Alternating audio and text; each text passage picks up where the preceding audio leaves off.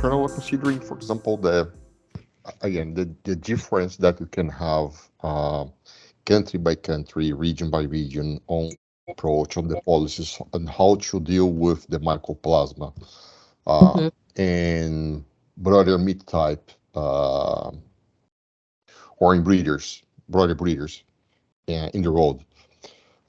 We know that, or the relevance in the importance to have the vertical transmission. But the question here is why we used to see some trick situations when we only get the clinical signs after the third or the fourth week of age. Why those day-old chicks, the broilers that is coming from breeders that we know that they are positive for 2mg, why they don't show up the clinical signs in early age? Yeah, that has to do with numbers as well as the disease itself and the way it works. So usually with vertical transmission, 100% of the broilers are not going to be infected when they hatch. So in a field situation, not a lab, because if we do an experiment, yes, I could make the birds have 25, 26, 30% vertical transmission, but it's much more typical to have 1 or 2% vertical transmission, and that's usually what we have. The other thing to remember is that some of those infected embryos are going to die because the mycoplasma replicating in the eggs as the eggs are set is going to kill some of the embryos as well.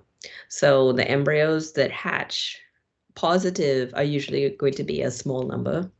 And then when they go out into the field and the farm is when the mycoplasma starts to horizontally transmit to the other broilers. And the incubation period for mycoplasma, it tends to be longer than, let's say, some of the viruses, for example.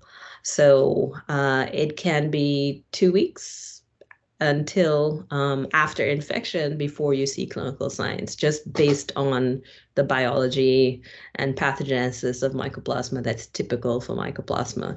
So if you only have 1% of your broilers hatching positive, and then it takes like a week or 2 weeks to transmit to all of the other broilers, or a significant number, and then another 2 weeks before they have serious clinical signs, yes, it can be 3, 4, 5 weeks before you actually see clinical signs in those broilers. And that's a typical situation.